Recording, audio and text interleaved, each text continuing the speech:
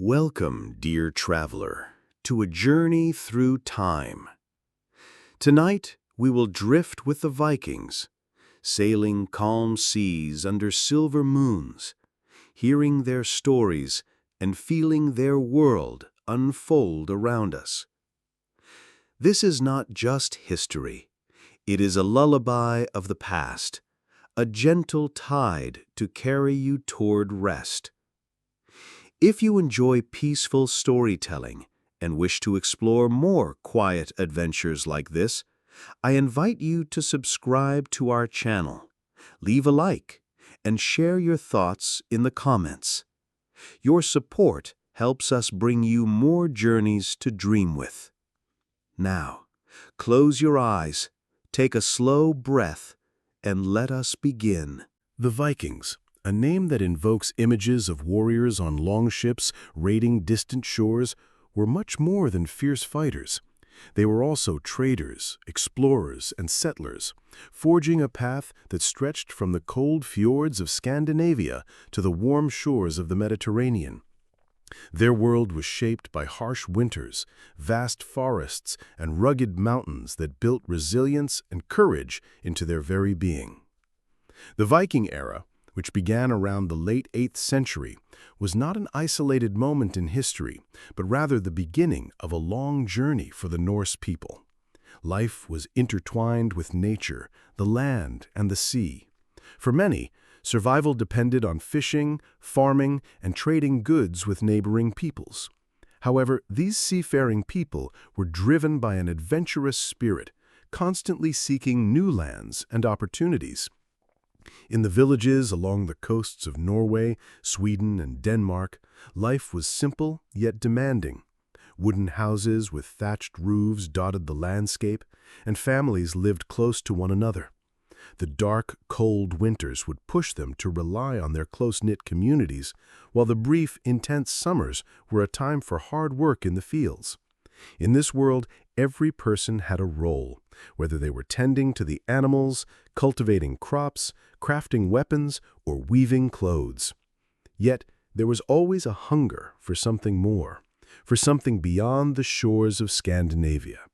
This curiosity and the need to expand led the Vikings to venture out into the unknown. Little did they know, their journeys would alter the course of history forever.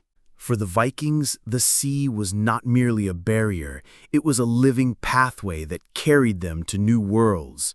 From an early age, Norse children learned to read the waves, the wind, and the stars. The coastline, with its hidden coves and deep fjords, was their training ground. Long before they stepped onto the deck of a ship, they knew the pull of the tides and the whisper of the ocean breeze. The longship, the most famous symbol of Viking culture, was more than a vessel. It was a marvel of engineering, crafted from oak planks fitted so precisely that the ship could glide swiftly across both open seas and shallow rivers. Its slender shape and symmetrical bow allowed it to sail forward or backward without turning, a vital skill when navigating unknown waters. Each voyage began with careful preparation. Food, water, weapons, and trade goods were packed tightly into the ship's hull. Warriors and sailors alike would gather, their eyes fixed on the horizon. The air before departure was charged with anticipation, a mixture of hope for wealth and fear of the unknown. Yet the sea was never gentle. Storms could rise without warning, and waves would tower like walls of cold, foaming water. Still, the Vikings embraced the danger, believing that a glorious death at sea could grant them passage to Valhalla. To them, every journey was a test of courage and skill, a step into a wider world that promised both danger and reward. The ocean was their road, their challenge, and their destiny. And for the Vikings, the call of the sea was impossible to ignore. Far from the roar of the waves, the heart of Viking life lay in small, tight-knit villages. These communities, often built near fertile fields or sheltered bays, were the anchor points of the Norse world. Here, families lived together under long, sloping roofs of wooden halls. The walls were lined with animal hides to keep out the winter cold, and the air carried the scent of burning pine from the central hearth. A typical Viking home was one large room, where cooking, eating, and sleeping all took place.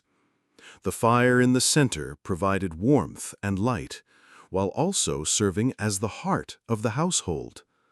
Meals were simple but hearty: fish from nearby rivers, bread baked from barley or rye, and stews filled with root vegetables and preserved meat. Daily life was shaped by the seasons. In spring, the fields had to be plowed and planted. Summer was for tending crops, fishing, and preparing for voyages. Autumn brought the harvest, as well as the storing of food for the long, dark winter ahead. Winter was a quieter time, when people repaired tools, made clothing, and gathered to share stories of gods, heroes, and distant lands. Social life revolved around cooperation. Everyone, from the youngest child to the eldest elder, had a role to play. Women managed the household, preserved food, and crafted textiles. Men hunted, built, and sailed. Elders passed down traditions, while children learned through work and play. In these villages, life was not easy, but it was rich with purpose and bound by a strong sense of community. Here, under the northern sky, the Vikings shaped not only their survival, but the legacy they would carry across the seas. For many Viking men, and even some women, the way of life was deeply tied to the art of war. Combat was not only a means of survival, it was a path to honor. In Norse belief, a warrior's bravery in battle could determine his place in the afterlife. To fall with courage, sword in hand, was the highest glory, opening the gates to Valhalla, the hall of Odin. Training for war began early. Boys learned to handle axes, spears, and shields as soon as they could lift them. Strength was valued, but so was skill. A swift strike, a clever feint, or a strong shield wall could turn the tide of battle. In the open fields or near the village, young warriors practiced mock fights, their laughter mixing with the clang of wooden weapons. Weapons were not merely tools, they were treasures. A sword was a prized possession, often passed down through generations. Crafted by skilled blacksmiths, each blade carried not only sharp steel, but a history of the battles it had seen. Shields were round, made of sturdy wood, and painted with bright patterns to intimidate the enemy. Armor was minimal, as mobility was often more important than heavy protection. Viking battles were fierce and direct. Warriors would charge together in a shield wall, a solid line of overlapping shields advancing as one. Behind them, archers sent arrows into enemy ranks, and when the line broke, the fight became personal, close, chaotic, and decided by skill and courage. Yet not every Viking was a warrior. Many were farmers, traders, or craftsmen, only taking up arms when needed. But when the call to battle came, the village stood united, ready to defend their home or to set sail in search of new victories. While Viking men often took to the sea or the battlefield, women played an equally vital role in shaping Norse life. Far from being passive figures, Viking women held considerable influence within their homes and communities. They were the keepers of the household, the managers of farms, and sometimes even leaders in their own right. In the absence of men during long voyages or raids, women oversaw the daily workings of the settlement. They managed crops, livestock, and trade agreements, ensuring that the community thrived. Their authority within the household was absolute. Keys hanging at a woman's belt symbolized her control over the family's stores and treasures. Marriage in Viking society was as much a strategic alliance as it was a personal bond. Women could inherit property, request a divorce, and reclaim their dowry if the union ended. This independence was rare in much of medieval Europe, making Viking women stand out in history for their legal and social rights. Some women chose a more daring path. The sagas tell of shield maidens, female warriors who fought alongside men, wielding swords and shields in battle. Though historians debate their numbers, these figures remain powerful symbols of Viking courage and equality in the sagas. Women were also the keepers of tradition and lore. They passed down myths of Odin, Thor, and Freya, taught children the skills they would need, and guided spiritual practices. In some cases, they served as vulvas, mystic seeresses, who claimed to see the threads of fate. In the Viking world, strength came in many forms. And for the Norse, a woman's influence could shape the fate of families, villages, and even kingdoms. The spiritual world of the Vikings was vast, colorful, and deeply woven into daily life. Their beliefs were shaped by a pantheon of gods and goddesses, each with unique powers, personalities, and domains. To the Norse, the gods were not distant figures. They were active forces in the world, influencing the weather, the harvest, and the fate of warriors in battle. At the head of the pantheon was Odin, the All-Father, god of wisdom, war, and poetry. He was a seeker of knowledge, willing to sacrifice much, even an eye, to gain deeper understanding. His son Thor, god of thunder, was the protector of humanity, wielding the mighty hammer Mjolnir to defend both gods and mortals from giants. There was Freya, goddess of love, beauty, and fertility, who also claimed her share of fallen warriors.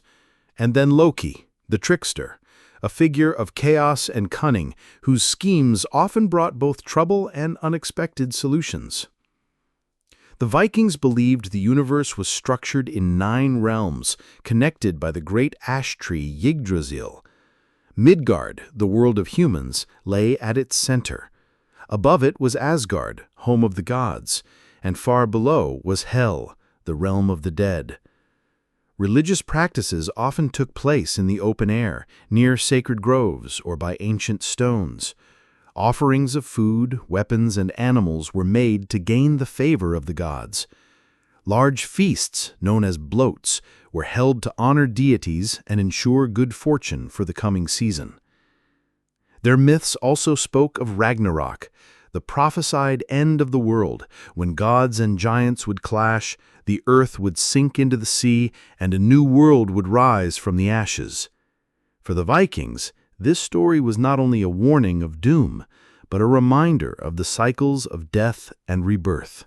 The Vikings' mastery of the seas began with their unmatched skill in shipbuilding. In an age when travel was slow and dangerous, their longships were marvels of design, fast, flexible, and able to cross vast oceans or slip quietly up shallow rivers.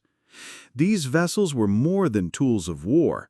They were the lifeline of exploration, trade, and cultural exchange. Built primarily from oak, a wood prized for its strength and flexibility, each longship was shaped with precision. The planks were overlapped in a style called clinker building, creating a hull both light and strong. This design allowed the ships to cut smoothly through the water, riding waves with agility. The shallow draft meant they could land directly on beaches, avoiding the need for harbors. Every ship bore the marks of the craftsman's skill. Ornate carvings along the prow, often in the shape of dragons or serpents, to strike fear into enemies and protect the crew. The mast carried a large square sail, usually dyed red or striped with bold colors, harnessing the wind for long journeys. When the wind failed, rows of oars allowed the crew to keep moving. each man pulling in rhythm to the beat of the ship's drum. Shipbuilding was not simply a trade, it was a communal effort. Villagers worked together to fell trees, shape planks, weave sails, and forge iron nails. Every launch was a celebration, for a new ship meant new possibilities, raids, trading ventures, or voyages to lands yet unseen. The longships' legacy would carry the Vikings farther than anyone imagined. From the icy fjords of Norway to the rivers of Russia, the coasts of England, and even the distant shores of North America. Though remembered as fierce raiders, the Vikings were also skilled traders and bold explorers, building vast networks that connected distant lands. Their voyages were not always driven by war. Many were peaceful missions, seeking goods, alliances, and opportunities. From their Scandinavian homelands, Vikings sailed south to the markets of England, France, and Spain, east along the rivers of Russia toward Byzantium, and west across the open Atlantic to Iceland, Greenland, and even Vinland, believed to be part of modern-day North America. These journeys required remarkable skill in navigation, using the sun, stars, and even the flight patterns of seabirds to guide their way. Viking traders dealt in a variety of goods. They exported furs, walrus ivory, amber, and iron, while importing silver, silk, wine, and exotic spices from distant markets. Many settlements became bustling trade hubs, where goods from the Middle East could be exchanged for treasures from the Arctic. One of their most remarkable traits was adaptability. In some lands, they settled and farmed. In others, they built fortified towns and joined local politics. They learned languages, adopted customs, and sometimes even converted to new religions to strengthen trade relationships. Their explorations expanded the known world for medieval Europe.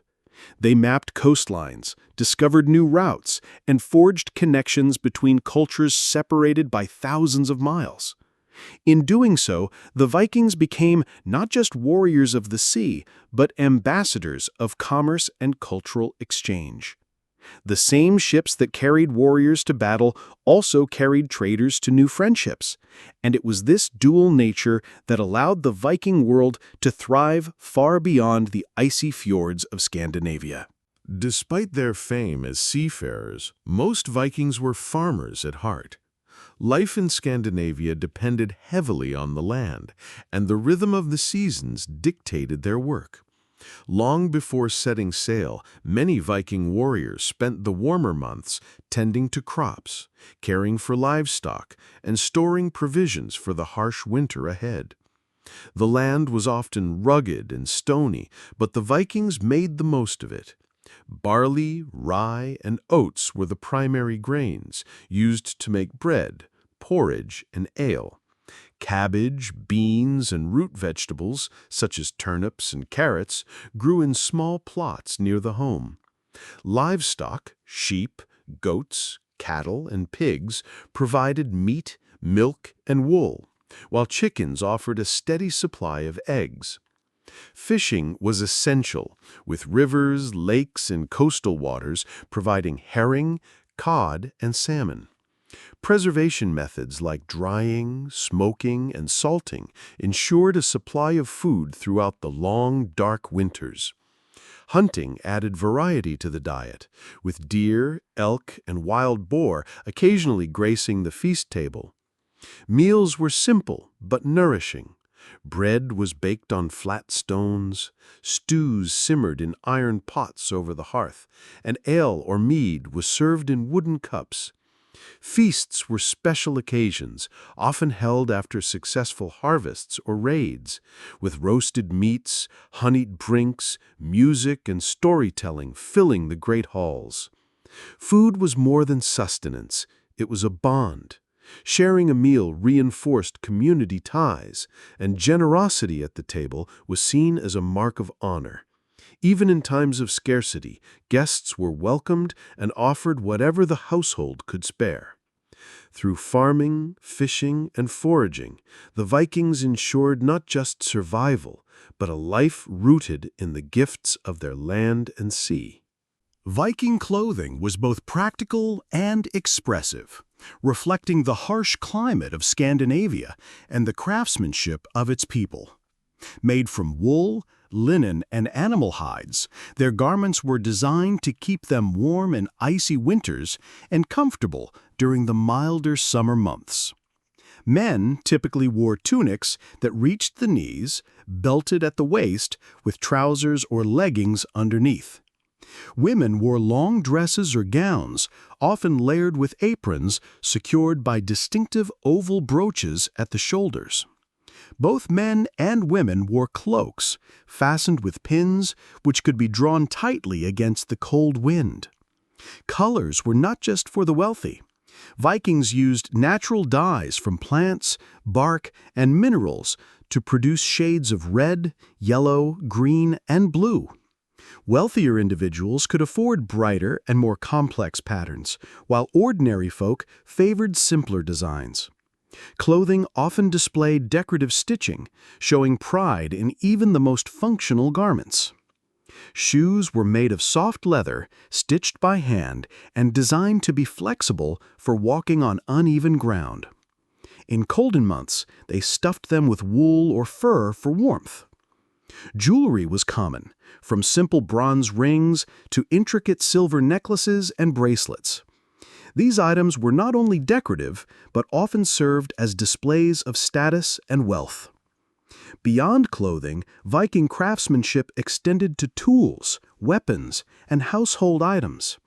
Blacksmiths forged strong blades and iron fittings. Woodworkers shaped everything from ship planks to carved furniture, and weavers created fine textiles. Every object, no matter how ordinary, carried the mark of skilled hands and careful design. In Viking life, clothing and craft were more than necessities. They were expressions of identity, artistry, and pride in their way of life.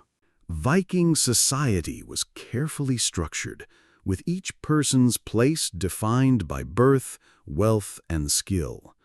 Though all were bound by shared traditions and values, the Norse world was far from equal, and each class carried its own duties and privileges.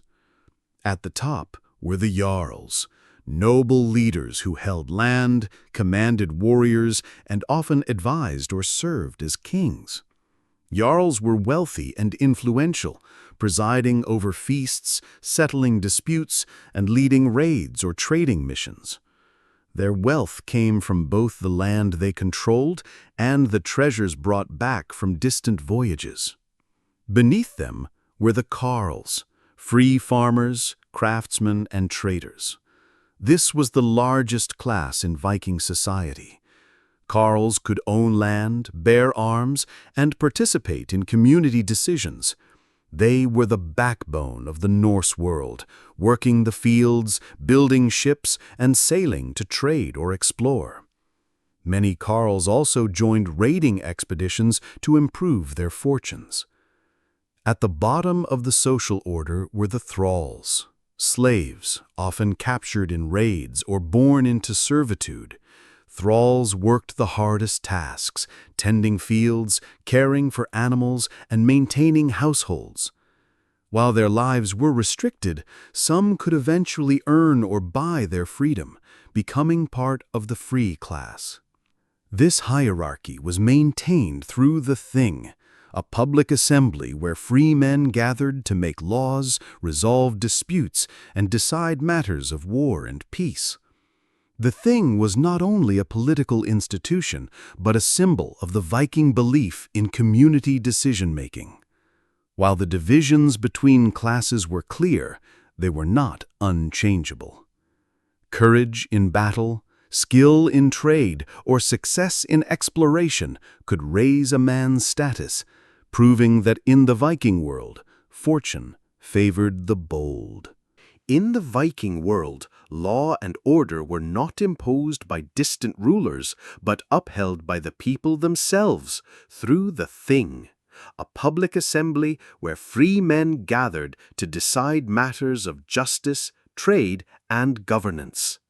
This ancient institution was at the heart of Norse democracy, blending community participation with centuries-old traditions. Things were held in open spaces, often near sacred sites or natural landmarks, such as large stones or grassy hills. At these gatherings, disputes were heard, contracts were made, and laws were recited from memory by the law speaker, an official responsible for preserving and announcing the legal code. Viking law placed great emphasis on personal honor and compensation rather than punishment alone. Many crimes, from theft to injury, could be resolved through payment of weregild, a man price set according to the victim's social status. This payment was intended to restore peace between families and prevent blood feuds, though in some cases vengeance was still pursued. The thing was also where leaders were chosen, alliances were formed, and military expeditions were agreed upon. Decisions were made collectively, with debate and persuasion playing key roles. While only free men could vote, women could influence decisions through family ties and counsel. For serious crimes, such as murder, treason, or repeated offenses, harsher punishments were applied, banishment being one of the most severe. An outlaw lost all legal protection and could be hunted without consequence. The thing was more than a court. It was a living symbol of Viking values, fairness, community responsibility, and the belief that laws bound even the most powerful. It kept the Norse world united, even as their sails carried them far from home. In the harsh northern lands, the Vikings found many reasons to gather in joy. Festivals and feasts were more than simple celebrations. They were moments of unity, where the entire community could lay aside daily struggles and honor the gods, the seasons, and great achievements.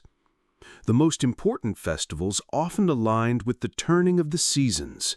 Yule, held during the long winter nights, was a time to welcome the sun's return. Fires blazed, tables groaned under the weight of roasted meats, bread, and mead, and storytellers recited epic sagas of gods and heroes.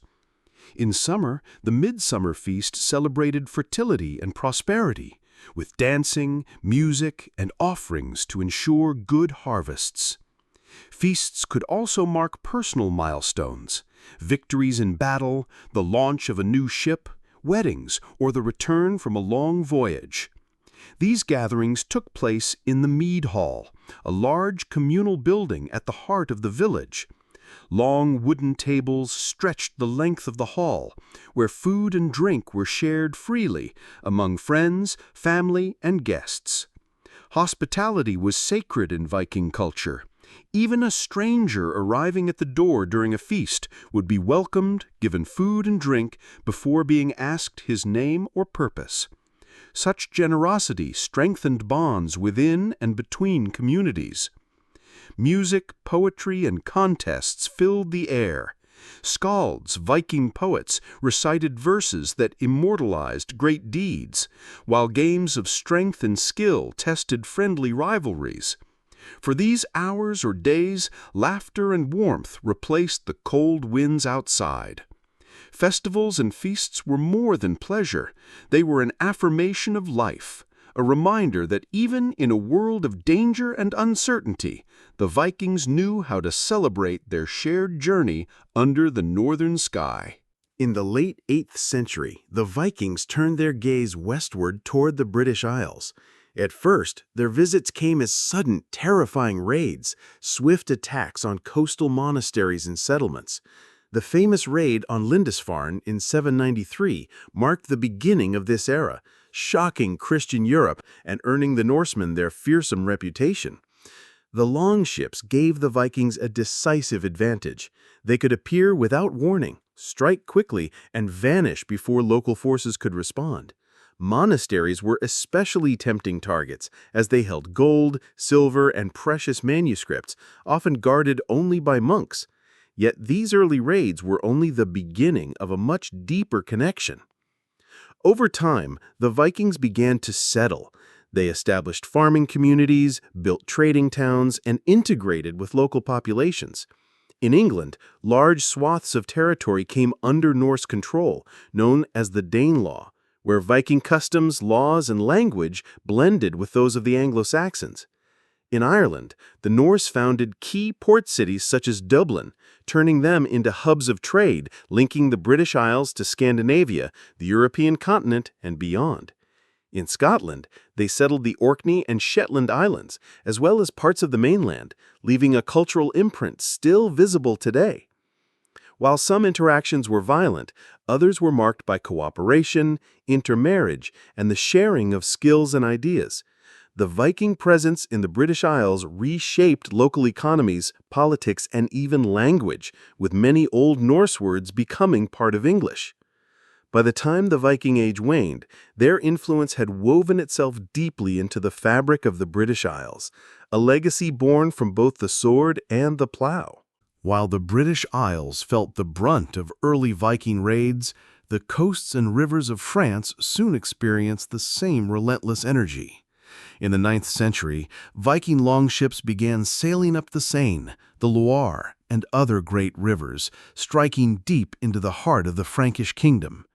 Paris itself was besieged more than once, with Norse warriors demanding tribute to withdraw. The Frankish rulers quickly realized that fighting the Vikings outright was costly and uncertain. Instead, diplomacy and negotiation became powerful tools. In 911, King Charles the Simple struck a landmark agreement with the Viking leader Rollo. In exchange for loyalty and protection against other raiders, Rollo and his followers were granted land along the lower Seine. This territory became known as Normandy, the land of the Northmen. Over time, the Vikings there began to adopt the language, religion, and customs of the Franks, while still retaining elements of their Norse heritage. They converted to Christianity, married into local noble families, and blended shipbuilding and warrior traditions with Frankish governance. The Normans, as they came to be called, quickly grew into a powerful force. Their descendants would go on to play pivotal roles in European history, most famously in 1066, when William the Conqueror, a descendant of Rollo, invaded England and became its king. Thus, what began as violent raids along France's rivers evolved into one of the most successful Viking settlements in history, creating a legacy that stretched far beyond the shores of Scandinavia. Normandy stood as proof that the Vikings could not only conquer by the sword, but also build lasting realms through adaptation and alliance. While many Viking voyages led westward, another great stream of exploration and trade flowed east. From the Baltic Sea, Norse adventurers, often called Varangians in these lands, navigated the vast river systems of Eastern Europe, linking Scandinavia to the wealthy empires of the south. They traveled along the Neva, Volkhov, Dnieper, and Volga rivers, establishing trade routes that connected the cold north to the Black Sea and the Caspian. Along the way, they founded settlements that would grow into important cities, most notably Novgorod and Kiev. Here the Norse mingled with Slavic peoples, exchanging goods, ideas, and traditions. Their cargoes reflected the diversity of their journeys. Furs, honey, amber, and slaves from the north traded for silk, wine, silver, and spices from the Byzantine Empire and the Islamic world. The Vikings were not just traders, but also skilled navigators, carrying their ships overland between rivers when necessary, a feat of endurance and engineering. By the 10th century, many Varangians had entered the service of the Byzantine emperors in Constantinople, forming the elite Varangian Guard. These warriors, famed for their loyalty and fierce fighting skill, served as bodyguards to the emperor himself. Their presence in the glittering capital of Byzantium symbolized the vast reach of Viking influence. In the East, as in the West, the Vikings adapted to new environments, intermarrying with local peoples and adopting aspects of their culture. Over time, their descendants became part of the foundation for the emerging states of Russia and Ukraine, leaving behind both bloodlines and legends. The eastern routes proved that the Viking world was not confined to the Atlantic shores. It was a network stretching from the icy fjords of Norway to the palaces of Constantinople. For the Vikings, the open sea was not an empty expanse. It was a map written in wind, waves, and sky. Without modern instruments, they relied on deep knowledge of nature, honed over generations to guide them across thousands of miles. The sun was their most constant guide. On clear days, its position helped them determine direction, while at night, the stars took its place. The North Star, fixed high in the sky, was a reliable marker for north. On cloudy days, some accounts suggest they used sunstones, crystals like Iceland spar, which could detect the sun's position even when hidden. They read the sea itself, the color of the water, the patterns of waves, and the presence of seabirds all offered clues to nearby land. Driftwood or floating plants could signal the mouth of a distant river. Even the smell of the air changed when land was near. Viking longships were built to handle both deep ocean swells and shallow inland rivers, allowing crews to adjust their routes easily. Crews worked in shifts, rowing when the wind failed and using landmarks when sailing close to shore. Experience was their greatest tool. Young sailors learned from seasoned captains who could recall the shape of a coastline or the sequence of islands from voyages long past. Oral tradition carried this knowledge forward, ensuring that routes remained alive in memory. This mastery of navigation allowed the Vikings to reach Greenland, Vinland, Byzantium, and countless ports in between, often arriving with the precision of a migrating bird. It was not luck that carried them so far, but skill, patience, and a deep partnership with the natural world. The image of the Viking raid is etched deeply into history. Longships emerging from the mist, warriors leaping ashore with swords, axes, and shields in hand. These attacks were swift, calculated, and designed to strike before defenders could react. Vikings often targeted coastal towns, monasteries, and river settlements, where defenses were weak and valuable goods were plentiful. The longships' shallow draft allowed them to sail far up rivers, bypassing fortified ports and reaching deep into a country's heart. Speed was their greatest weapon, arriving suddenly, seizing treasures, and departing before larger forces could gather. Raiding parties varied in size, from a handful of ships to massive fleets. Warriors fought in tight formations, often using the shield wall, where interlocked shields created a barrier against enemy attacks. The chaos of surprise was amplified by the sound of war horns, the flash of bright shields, and the fierce cries of the attackers. While the immediate goal was plunder, gold, silver, livestock, and captives, raids also served as a means of political pressure. Some rulers paid the Vikings tribute, known as Danegeld, to prevent future attacks. These payments could be vast, enriching the raiders and funding further expeditions. The impact of Viking raids was profound. In some regions, they devastated local economies and weakened political structures. In others, they opened new channels of trade and cultural exchange. Over time, many raiders settled in the lands they once attacked, blending into local societies and leaving behind a legacy that was both destructive and creative. For the Vikings, raiding was not mere chaos. It was a calculated strategy, fueled by courage, opportunity, and the desire for wealth and glory. In the late 9th century, Norse sailors set their course northwest from Norway, seeking new lands beyond the familiar coasts. Their voyages brought them to a remote, uninhabited island of volcanic mountains, green valleys, and steaming hot springs, Iceland.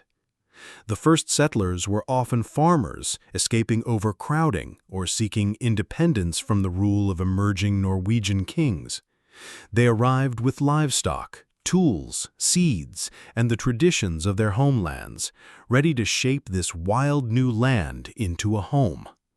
The rich pastures of Iceland supported sheep and cattle, while fishing in coastal waters provided steady food.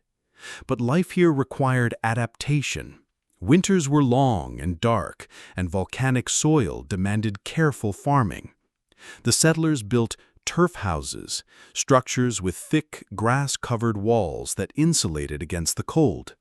These homes became the heart of family life, where people gathered around the central fire to share stories and plan the seasons ahead. Iceland's settlers also established a unique system of governance.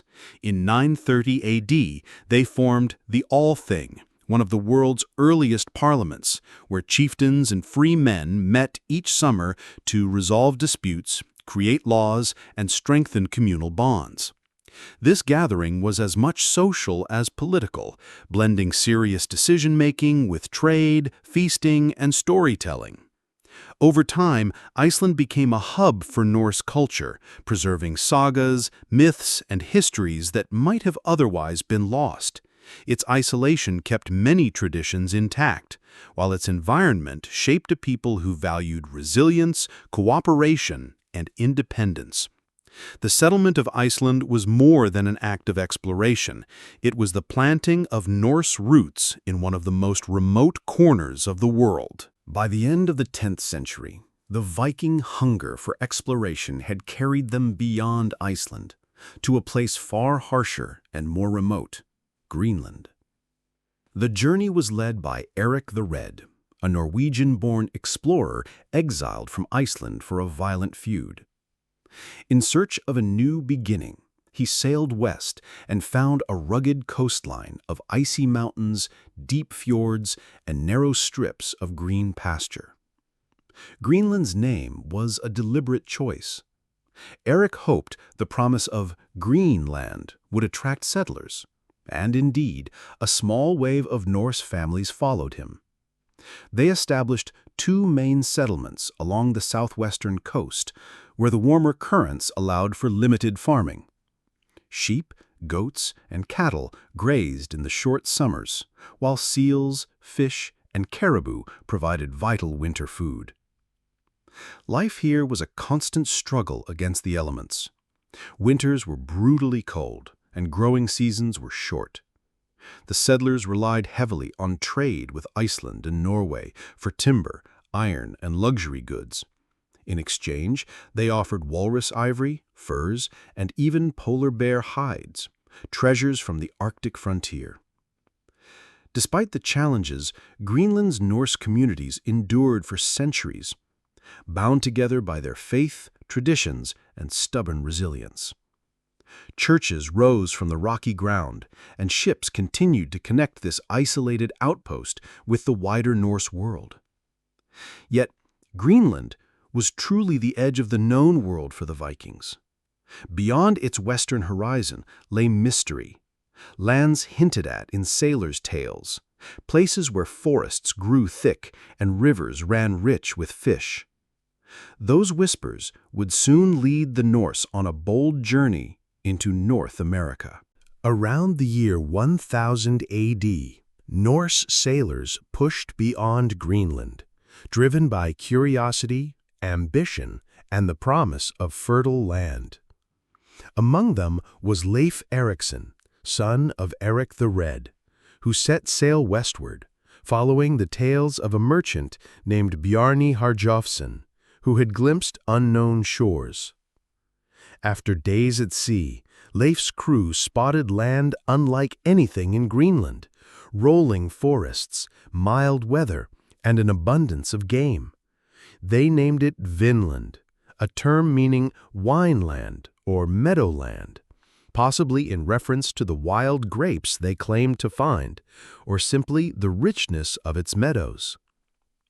The Vikings built small wooden halls near the coast, likely at a site now believed to be Lance aux Meadows in modern-day Newfoundland, Canada. Here, they repaired ships, gathered supplies, and explored the surrounding region. The land offered timber in abundance, something rare in Greenland, as well as fresh berries, fish, and fertile soil. But Vinland was not empty.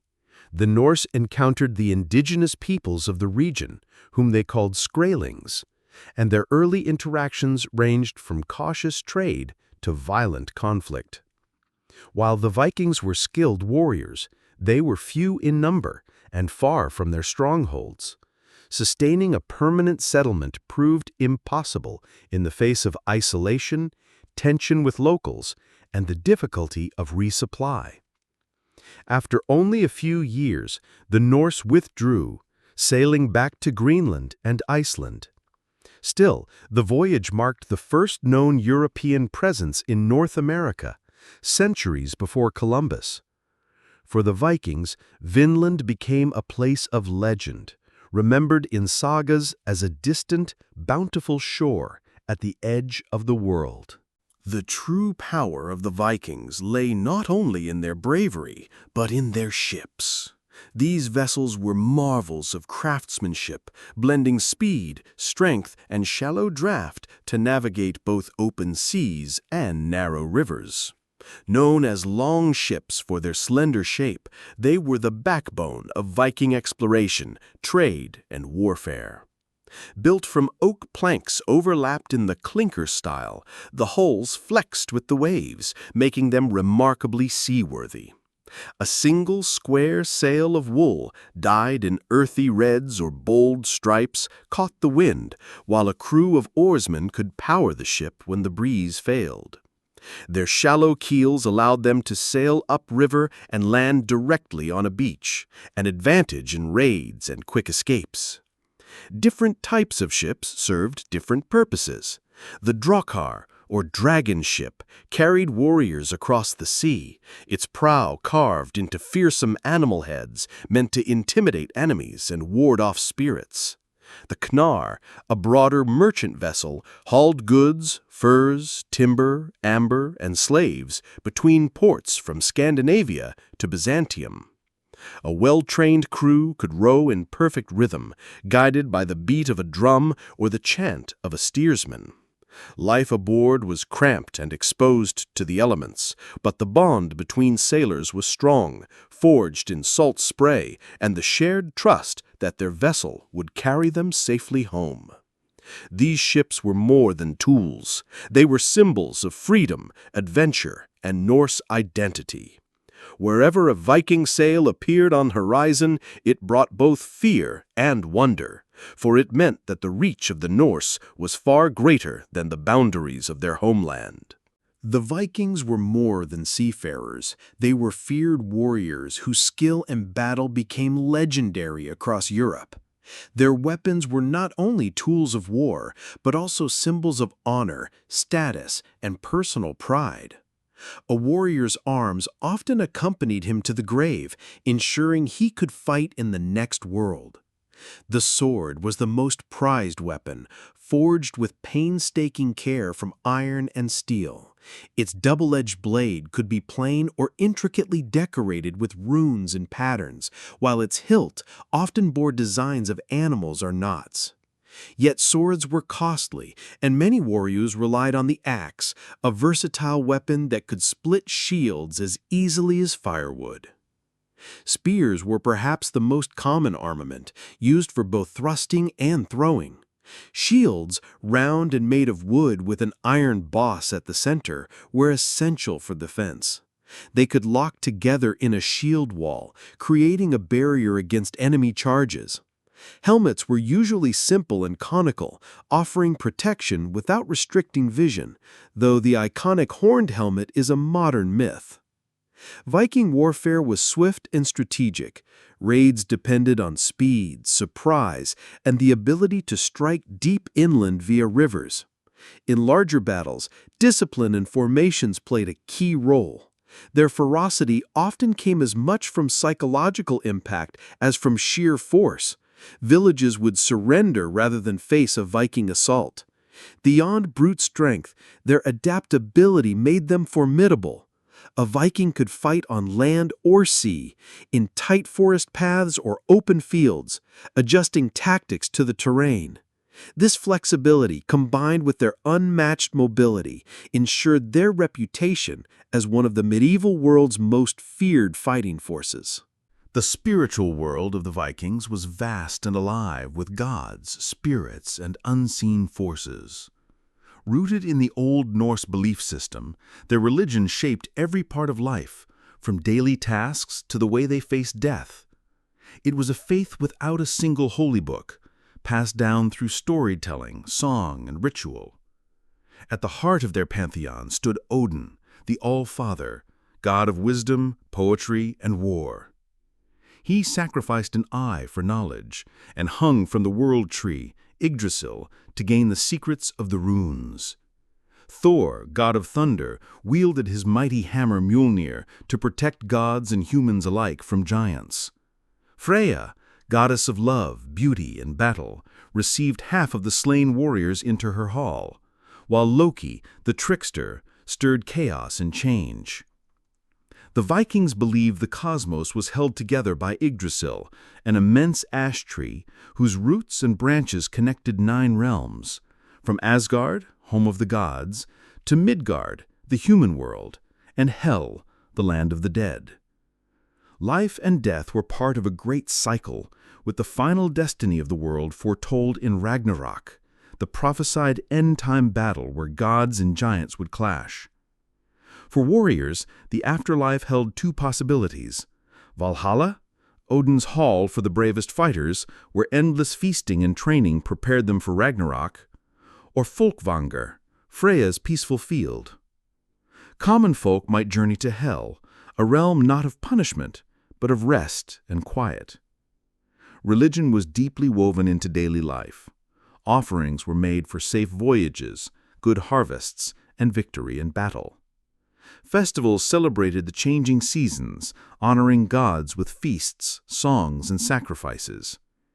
In this way, the Viking spirit was bound to both the seen and unseen worlds.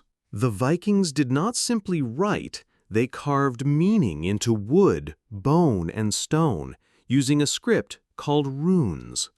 Each rune was more than a letter. It carried sound, meaning, and in the Viking mind, a trace of magic. This ancient writing system, known as the Elder Futhark and later the Younger Futhark, served both practical and spiritual purposes. Runes were used for everyday messages, marking ownership on tools, weapons, or trade goods, but they were also carved into memorial stones to honor the dead. These rune stones often stood along roads or near gathering places, telling of voyages, victories, or noble deeds, ensuring a person's name would not be forgotten. But runes were not merely for record-keeping. In Viking belief, they were a gift from Odin himself, who discovered them after sacrificing himself upon Yggdrasil for 9 nights. Because of this divine origin, runes were thought to hold power, used in charms for protection, to bless a voyage, or to curse enemies. Warriors might inscribe runes onto their swords, believing it would strengthen their strike, while seafarers carved them into ships for safe passage across dangerous seas. The shapes of runes, straight lines without curves, were suited to carving into hard surfaces. Each had a name and a symbolic meaning: Fehu for wealth, Rus for strength, Rido for journeys. Arranged together, they could form not just words, but intentions, prayers, or spells. Today, thousands of rune carvings survive across Scandinavia, some still standing where Vikings placed them over 1,000 years ago.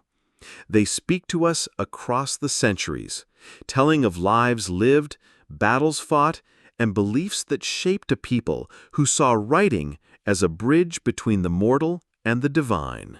For the Vikings, death was not an end but a passage, a journey to another realm, whether to Odin's Valhalla, Freya's Folkvanger, or the shadowed halls of hell. Funerals were moments of both mourning and honor, steeped in tradition and symbolism. The most famous image is that of the ship burial. In truth, only the wealthiest or most respected were given such an honor.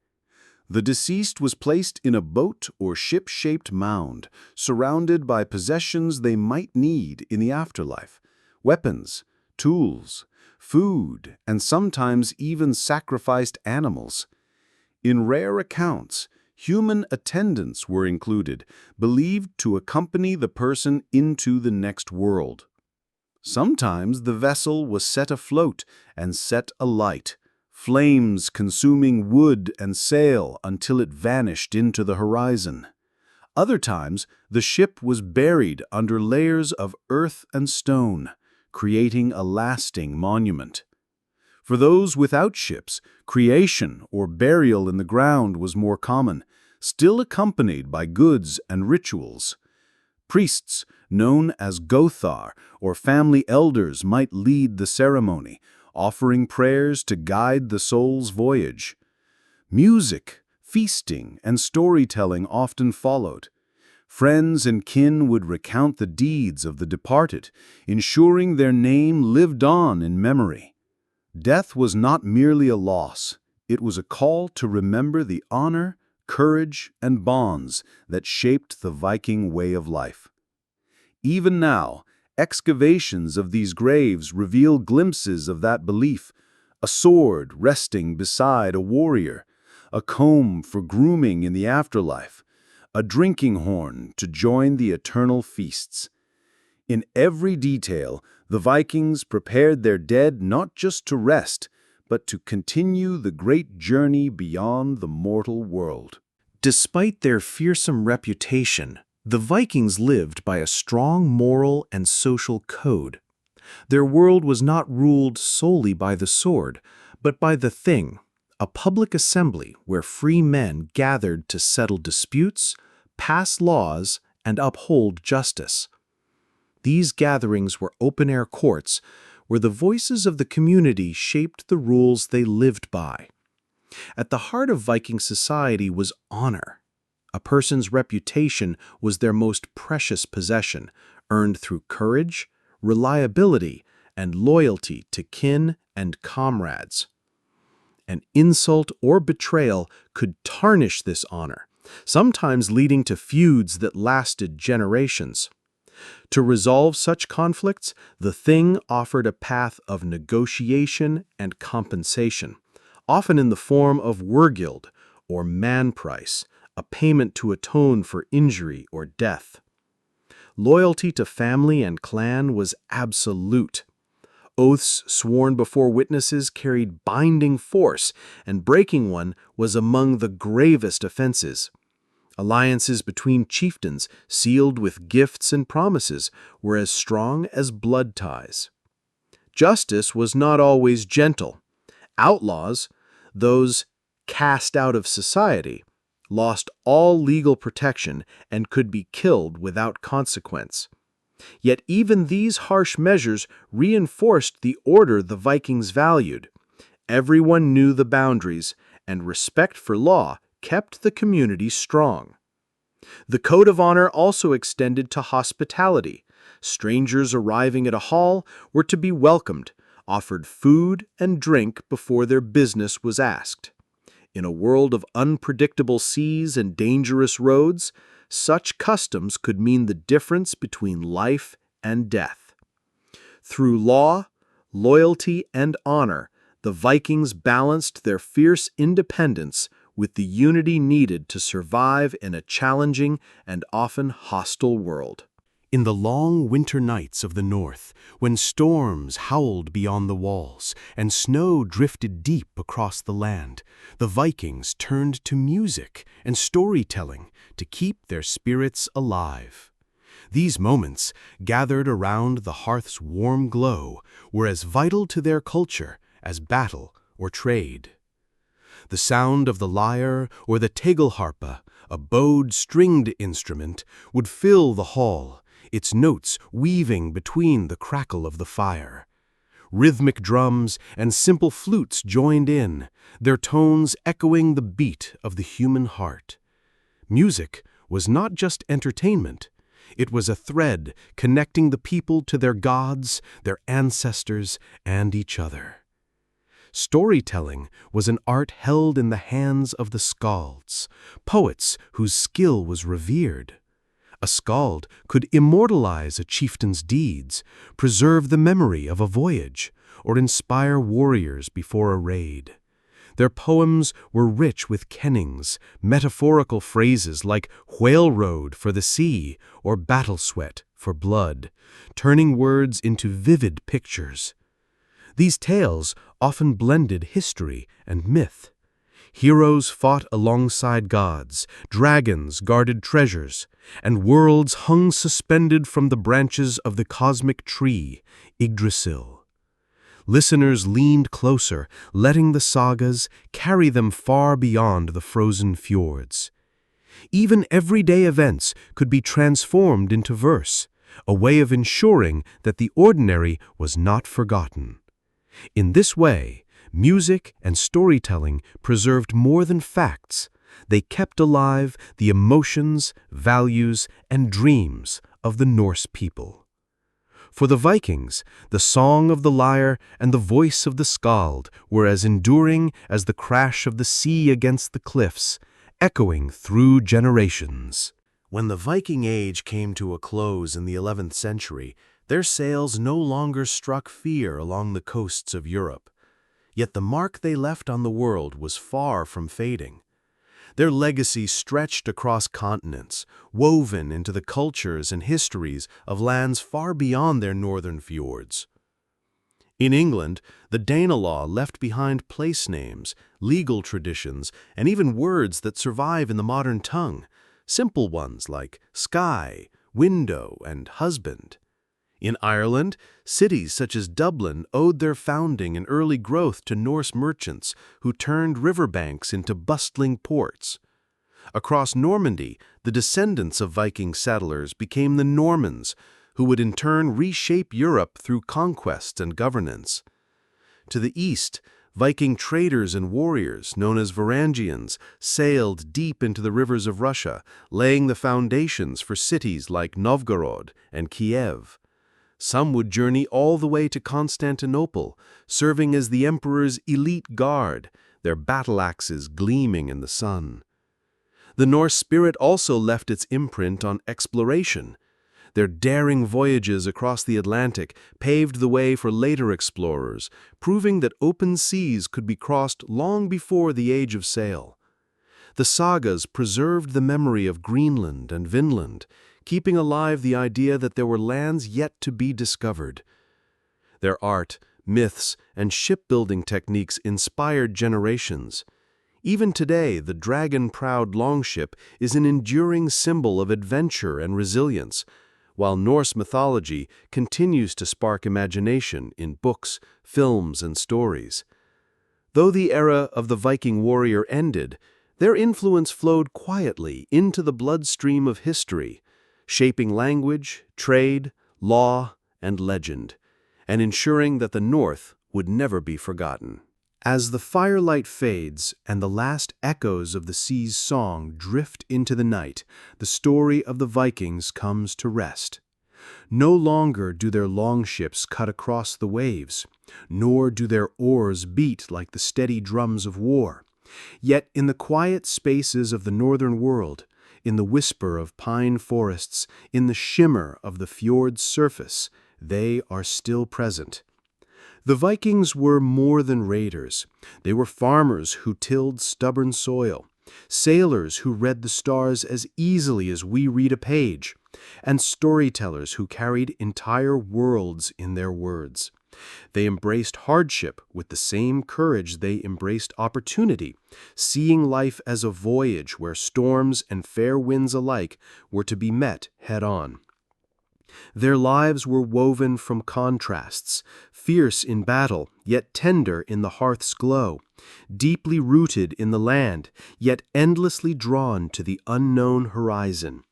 To walk in their footsteps is to understand that the human spirit thrives not only on safety, but also on the challenge of the unexplored. Today, their memory drifts far from their homeland, carried by language, tradition, and the enduring fascination they inspire. From the carved lines of a rune stone to the preserved timbers of a longship, each remnant hums softly with the heartbeat of a people who refuse to be confined by the edges of their world. And so the Vikings remain, not as shadows of the past, but as a living reminder that courage, curiosity, and the will to explore are as much a part of us now as they were 1,000 years ago. The sails may be lowered, but the journey never truly ends.